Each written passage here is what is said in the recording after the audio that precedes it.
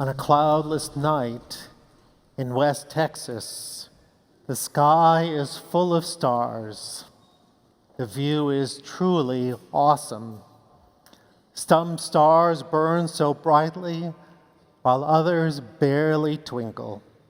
But a Danish proverb explains, even a small star shines in the darkness. In Houston, city lights obscure all the stars in the sky, even on a cloudless night. In the city, the brightest lights are the ones we created. Imagine that. God created light, and so did we. Creating light is a remarkable human achievement. In the glow of our lights, we can appear large and grand to ourselves, but it comes at a cost. If we can't see the stars above us, we might conclude that we're the creator of the lights that matter most. We aren't. In a Hebrew proverb, we learn, the light of God is the soul of humankind. The first light is God's light. The light that burns in us is God's too. And yet, when we stand before God, the ultimate creator of light, we aren't small. Before God, we are all stars that shine in the darkness. Our hope is to live a fully illuminated life. It's a life where we can see all God's gifts to us, and people in our lives might see them in us too. Abraham Joshua Heschel calls it living life with outer liberty and inner liberty. In his book, The Sabbath, he explains that humankind first experienced outer liberty and inner liberty at Mount Sinai. He called it a moment of eternity. As such, that moment is ours too. Heschel identified the source of outer liberty in the first of the 10 Commandments. God proclaimed, "I am the Lord your God who brought you out of the land of Egypt, out of the house of bondage." God liberated us. In a free society, Jews thrive. It's the only place where God's Torah can take root. To this day, Jews have thrived in democratic societies that provide room to be Jewish without boundaries. In history, when our fate often rested in the hands of tyrants or fascist regimes, our liberty was short-lived. From an Egyptian pharaoh who knew not Joseph to Hitler, our history lists more oppressors than liberators. Heschel himself fled Poland for London 6 weeks before the Nazis invaded. To leave everything behind was more than physical liberation. He left behind worldly possessions that were a meaningful part of his heritage. Despite it all, Heschel preserved his faith. That eternal moment at Sinai had not been extinguished in him. But Heschel's main concern is inner liberty. The last of the 10 Commandments says, "You shall not covet anything that is your neighbor's." Heschel's hope is that we should be able to live among people and remain free.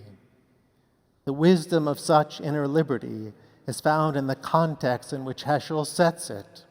He finds inner liberty best reflected in the Sabbath, because it's the division between the realm of space and the realm of time. In the realm of space, we focus on the world of creation. It's the 6 days of the week when we use technology and tools to transform the world around us. In the realm of time, we focus on the creation of the world. Nothing better represents the realm of time than the Sabbath. Heschel raises the question, what did God create to honor 6 days of work? It wasn't a mountain. It wasn't an altar.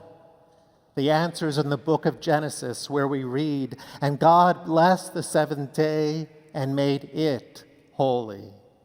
After 6 days of work, God created a holy time called the Sabbath. and God rested. The Sabbath is holy. It is the mystery and the majesty of the divine, writes Heschel. The Sabbath is entirely independent of the month and unrelated to the cycle of the moon. Its date is not determined by any event in nature, but by the act of creation itself. Thus, the essence of the Sabbath is completely detached from the world of space. And Yom Kippur is called the Sabbath of Sabbaths. The observances and rituals that we perform on the Sabbath of Sabbaths do not atone for us, but rather the essence of the day itself atones for our sins. It's a moment in eternity that comes down to us from Sinai and liberates us. It allows us to live among other people and be free. Since Rosh Hashanah, 10 days ago, we were expected to seek atonement from each other before we would seek it from God on Yom Kippur. We face people whom we've wronged or who wronged us. It hasn't been easy. I've heard the stories of people who have made a concerted effort. I've traded emails with some who sought guidance on how to do it. I've listened to the tear-filled conversations about torn relationships and painful reconciliations. And I have concluded that even after all these years of trying, we can still be so hard on each other. We still fail to catch each other doing good. We still struggle to let go and let live. We still wrestle about what's fair instead of wrestling to understand what's true. By comparison, the power of this day is found in God's presence when we come to plead for forgiveness and God replies, Salachti kidvarecha, I have pardoned according to your pleas. You see, God is merciful and gracious, endlessly patient, loving and true, showing mercy to the thousands, forgiving iniquity, transgression, and sin, and granting pardon. God is more loving and compassionate to us than we are to each other. The psalmist wrote, "In distress I called upon God. God answered me by setting me free. With God at my side, I am not afraid. What can mere mortals do to me? God is our refuge." In a poem by Kaylin Hart called God Says Yes to Me, she writes about God's unconditional love. This is what she writes. I asked God if it was okay to be melodramatic, and she said yes. I asked her if it was okay to be short, and she said it sure is. I asked her if I could wear nail polish or no nail polish at all, and she said, honey, she calls me that sometimes. She said, you can do just exactly what you want to. Thanks God, I said, and is it okay if I don't paragraph my letters? Sweet cakes, God said. Who knows where she picked that up? What I'm telling you is yes, yes, yes. The poet validates our understanding that inner liberty begins with God's light in each of us. Such gifts glow within us. The results are innumerable and include happiness and peace, optimism and hope. Inner liberty requires much of us. When we covet, envy, or crave what others have, we diminish the light that God created uniquely in us. When we fear that what others have is better than what we have, or more than they deserve, our fear can become petty jealousy.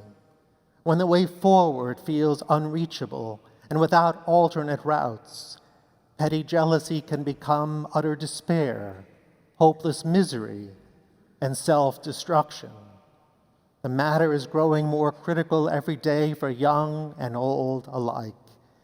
It isn't just that suicide is a rising statistic in our country, but it is.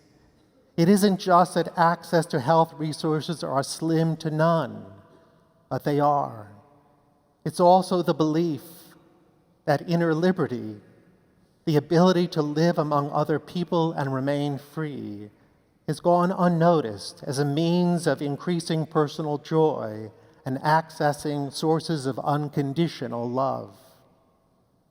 When a woman sought help for her troubled marriage, she explained her husband's failure to continue to mature. Over years, he lost jobs, wasted time instead of learning new skills, and relied on her to finance their needs. Marriage counseling and other forms of support provided a bridge to the place she arrived now.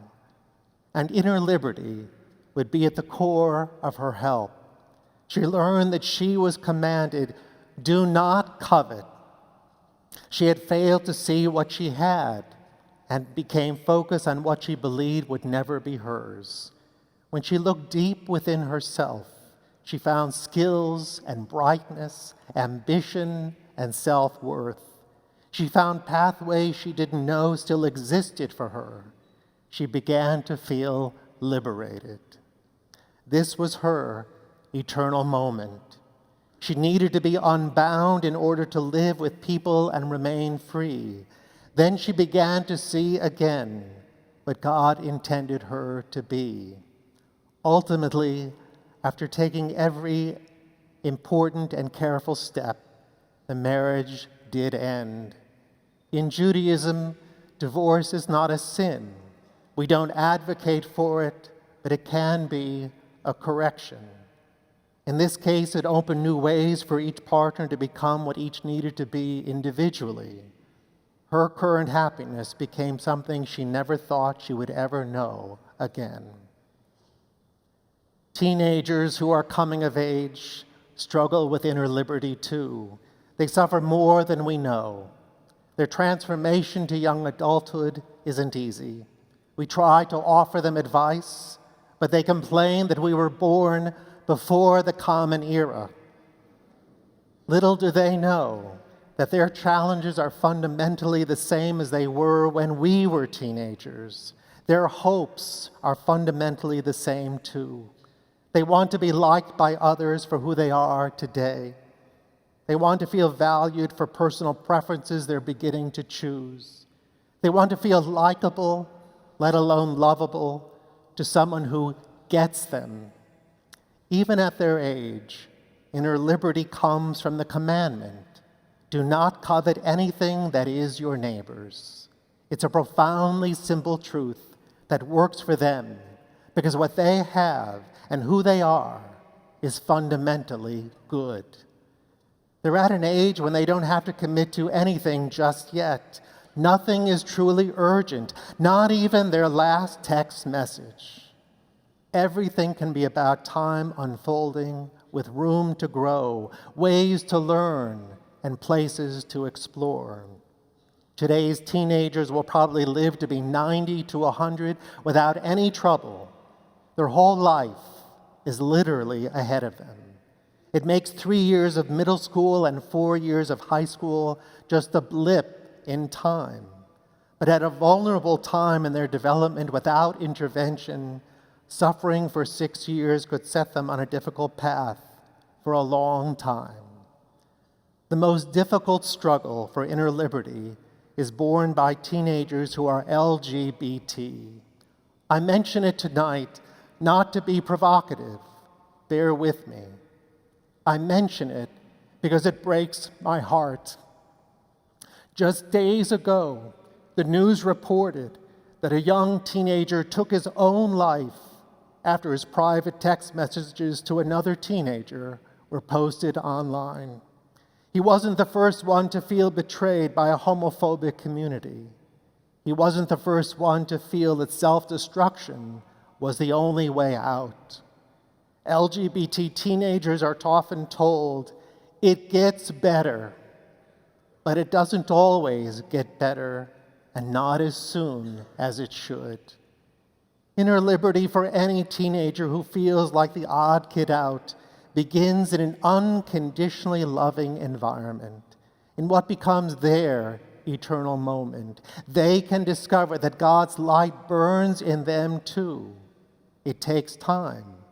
We can't rush teenagers to know everything about themselves at age 13 or 18. It's a flawed expectation. No one peaks that young, as if everything they are now will be everything they will ever be. Even a young person whose bedroom shelves are filled with trophies knows intuitively that the future will be filled with more shelves, and no guarantee that they will be filled with trophies too.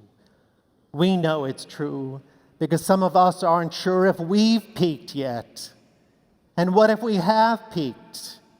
Is it all downhill from here? Or is it a long struggle to hold on to the high place we think we've reached? People rise and fall many times. If we've learned well, then we can face our children and grandchildren honestly. We can tell them that we love them for who they are. We can tell them that life is hard. We can tell them that God blessed them with gifts that need unpacking over years of life, not just days or weeks. We can tell them that God loves them unconditionally, and so do we. Our preferences for them are not demands. Rather, they are suggestions to try. Because when we were in their place before the Common Era, they worked for us. This conversation is vital to them. As much as their young world is challenging, family needs to be their rock, their home base. If they don't get it at home from family, they will get it from somewhere else, and we might never know where that is. Tomorrow morning, we'll read in Torah that God said, "I make this covenant with those who are standing here this day, and with those who are not standing here this day." We are the souls that weren't there that day, but we are the souls that stand here now in God's eternal moment with us. As reminders to ourselves, we set God's light before us. The Ner Tamid, the eternal light, is the pillar of fire that guided the Israelites on their journey. Now the fire's light guides us on our journey. We can still create our own lights and stand in their glow, but they will always be dim and faded compared to the eternal light that burns within us. This is our Sabbath of Sabbaths, our holiest day. Let inner liberty be its gift to us. Let inner liberty be our peace in the new year. And let it reflect that shining light that God created in you and me. The prophet Isaiah said, "O house of Jacob, come let us walk by the light of God." Amen.